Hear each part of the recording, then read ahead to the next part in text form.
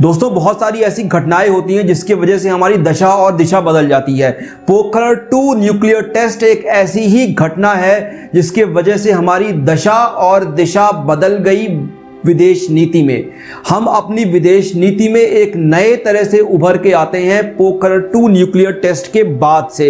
अगर आप लोगों को याद हो तो हमने अपने पिछले वीडियो में 1991 के बाद से भारतीय विदेश नीति में किस तरह के बदलाव आए, उन बदलावों को समझने की कोशिश की, जहां मैंने आपको ये बताया था कि किस तरह नरसिम्हा राव ने भारत की विदेश नीति को एक तरह से एक नए ढर्रे पे चलाया, क्योंकि वो समझ चुके थे कि अब भारत को एक नए तरह की दिशा की आवश्यकता है, एक नए तरह की अर्थशास्त्र की आवश्यकता है।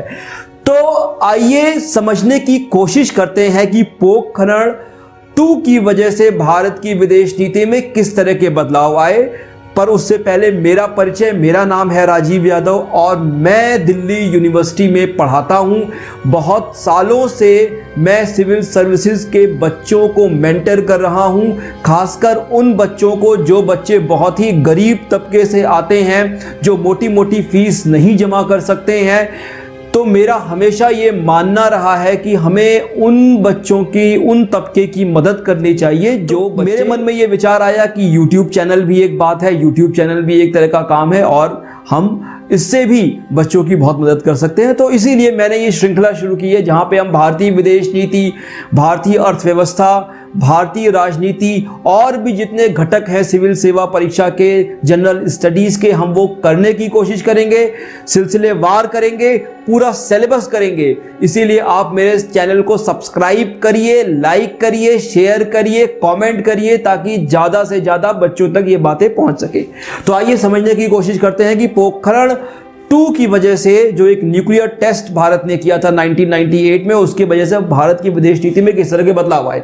तो पहली बात तो ये कि हमारा अमेरिका के साथ एक न्यूक्लियर अरेंजमेंट हुआ, जिस अरेंजमेंट की वजह से भारत को अंतर्राष्ट्रीय पटल पे एक नए तरह की आइडेंटिटी प्राप्त हुई। भारत एक रिस्पॉन्सिबल न्यूक्लियर पावर बन के आया। आपको मैंने ये पॉइंट कहीं लिखा होगा कि भारत एक रिस्पॉन्सिबल न्यूक्लियर पावर बन के उभरा। इसके पीछे की कहानी ये है कि अगर आपको याद हो, हमने अपने पिछले वीडियो में किया था कि पीवी नरसिम्हा राव इस बात को समझ सके थे कि जो अब नया रशिया है, ये सोवियत रूस की रिस्पॉन्सिबिलिटी नहीं ले सकता है, वो सोवियत रूस की तरह भारत का सपोर्ट नहीं कर सकता है अंतर्राष्ट्रीय पटल पे। और भारत के पास 2 शत्रु हैं, एक चाइना और एक पाकिस्तान। दोनों के पास न्यूक्लियर टेक्नोलॉजी थी। पाकिस्तान परोक्ष रूप से न्यूक्लियर टेक्नोलॉजी को रखे हुआ था। भारत को इस बात का भान था, भारत को इस बात का पता था और इसीलिए भारत ने यह तय किया उस वक्त पीवी नरसिम्हा राव की लीडरशिप में कि हम अपना न्यूक्लियर टेस्ट करेंगे, हम दुनिया को ये दिखाएंगे कि हमारे पास परमाणु ताकत है। और इसीलिए पीवी नरसिम्हा राव ने अपने ही वक्त में न्यूक्लियर टेस्ट के सारे अरेंजमेंट्स शुरू कर दिए थे। वो अपने प्रधानमंत्री रहते हुए ये नहीं कर पाए, पर फिर भी 90% प्रिपरेशन उन्होंने अपने टाइम पे ही कर दी थी। इवन परमाणु विस्फोट करने की भी कोशिश की थी, पर वो किसी वजह से नहीं हो पाया। तो हमारा जो पहला पॉइंट था कि अमेरिका की ट्रीटी जो भारत के साथ हुई, न्यूक्लियर अरेंजमेंट भारत के साथ हुआ, वो ट्रीटी बहुत ही इंपॉर्टेंट है, खासकर उस परिप्रेक्ष्य में कि हमें अमेरिका से कोई खास मदद नहीं मिली कभी। ना अमेरिका से हमें न्यूक्लियर फ्यूल मिला, ना अमेरिका से हमें टेक्नोलॉजी मिली। पर इंडो यूएस न्यूक्लियर डील का फायदा यह हुआ कि और देश जो कि न्यूक्लियर फ्यूल, न्यूक्लियर टेक्नोलॉजी में डील करते थे, उन्होंने अपने द्वार भारत के लिए खोले। वो भारत को अब अपने साथ व्यापार करने के लिए एक अच्छा सहयोगी के तौर पे देख रहे थे। तो यूएस न्यूक्लियर डील से हमारा कोई खास फायदा नहीं हुआ, हमें अमेरिका से कभी कुछ नहीं मिला, मगर उसकी वजह से फायदा यही था कि पहली बात तो कि हमको एक वेवर मिला न्यूक्लियर सप्लायर ग्रुप से। अब ये NSG है क्या, न्यूक्लियर सप्लायर ग्रुप्स है क्या? ये उन देशों का समूह है जो न्यूक्लियर टेक्नोलॉजी, न्यूक्लियर फ्यूल में डील करते हैं। पर इनमें वही देश हो सकते हैं, वही देश इसमें आने के लिए एलिजिबल हैं जो कि NPT के सिग्नेटरी हो, जिन्होंने नॉन प्रोलिफरेशन ट्रीटी, जिसको हिंदी में परमाणु अप्रसार संधि कहते हैं, जिन्होंने उस संधि को साइन किया है, वही देश NSG के मेंबर हो सकते हैं। अब भारत ना NSG का मेंबर था और ना ही एनपीटी को साइन किया था, ना ही भारत ने कभी सीटीबीटी साइन किया। भारत ने इन चीज़ों को साइन भी नहीं किया, पर फिर भी इस इंडो यूएस न्यूक्लियर डील की वजह से भारत अब उन देशों के साथ न्यूक्लियर टेक्नोलॉजी साझा कर सकता था, उनसे न्यूक्लियर फ्यूल ले सकता था। तो भारत एक ऐसे लीग में आ गया कि जिस लीग के महत्वपूर्ण एलिजिबिलिटीज को वो पास नहीं करते हुए भी वो एक तरह से उस न्यूक्लियर क्लब का हिस्सा बन गया। ये भारत की विदेश नीति के हिसाब से, उस लिहाज से देखा जाए तो एक बहुत बड़ी उपलब्धि थी, जो कि बहुत कम देशों को प्राप्त है। जो कि अगर आप न्यूक्लियर क्लब को देखेंगे तो केवल 8 देश हैं उसमें, ठीक है। आज की तारीख की बात कर रहा हूं मैं, 98 की बात नहीं हो रही है।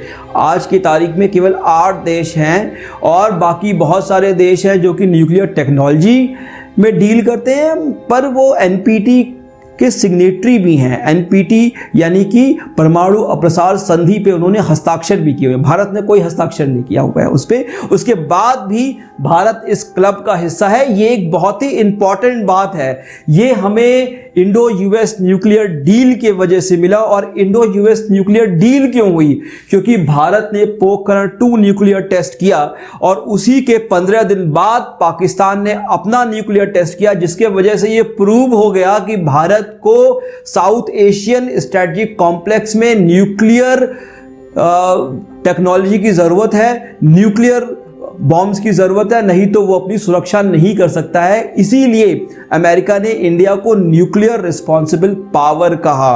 पाकिस्तान को वो न्यूक्लियर रिस्पॉन्सिबल पावर नहीं कहता है। पाकिस्तान ने नॉन न्यूक्लियर टेक्नोलॉजी को डेवलप किया है, उसको चीन से मिली है वो टेक्नोलॉजी, पर भारत को रिस्पॉन्सिबल न्यूक्लियर पावर कहा गया। और इसी के वजह से भारत को बहुत सारी और ग्रुप में, बहुत सारे और क्लबिंग्स में, यहाँ तक कि चाइना के विरोध के बाद भी भारत को बहुत सारे और क्लब्स में न्यूक्लियर टेक्नोलॉजी मिलने लग गई और भी बहुत सारे फायदे मिलने लग गए। भारत एक तरह से अंतर्राष्ट्रीय पटल पे एक बहुत ही ताकतवर देश बन के उभरा।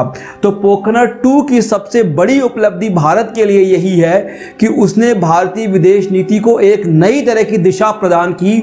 दूसरी बात ये कि विश्व पटल पे अब भारत एक ऐसा देश बन चुका है जो शक्ति अर्जित देश है, जो कि अब अपने हिसाब से इंटरनेशनल रिलेशंस में सिस्टम को शेप करने की कोशिश करता है। अंतर्राष्ट्रीय पटल पे अब चीज़ों को अपने हिसाब से करने की कोशिश करता है। और ये हमने बहुत जगह देखा है।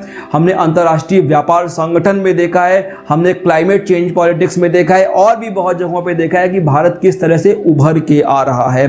तो 1991 के बाद से अगर देखा जाए तो पोखरण 2 एक ऐसी घटना है जिसने भारत की ताकत को अंतर्राष्ट्रीय पटल पे रखा और यह भी सुनिश्चित किया कि भारत एक जिम्मेदार देश हो।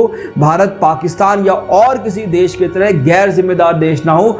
हमारी परफेक्ट न्यूक्लियर पॉलिसी है और हम अगर न्यूक्लियर वेपन का इस्तेमाल कभी करेंगे भी तो ऐसा माना जाता है कि हम उसको जिम्मेदारी से इस्तेमाल करेंगे, हम किसी और देश की तरह इसका इस्तेमाल नहीं करेंगे। तो दोस्तों, इसी के साथ मैं अपना आज का वीडियो ख़त्म करता हूं, जो वीडियो केवल इस बात को समझाने के लिए था कि पोखरण 2 की वजह से भारत की विदेश नीति में और भारत की अंतर्राष्ट्रीय पटल पे किस तरह से उसका एक स्थान उसको प्राप्त हुआ है। तो ये हमारा मुख्य उद्देश्य था इस वीडियो को बनाने के लिए। तो इसी के साथ मैं आप लोगों के लिए और भी बहुत सारे इंफॉर्मेटिव वीडियोस आगे लाता रहूंगा। आप लोग सब्सक्राइब करें, शेयर करें, जरूर कमेंट करें और ये बताएं कि हम क्या क्या और इसमें शामिल कर सकते हैं। थैंक यू, धन्यवाद।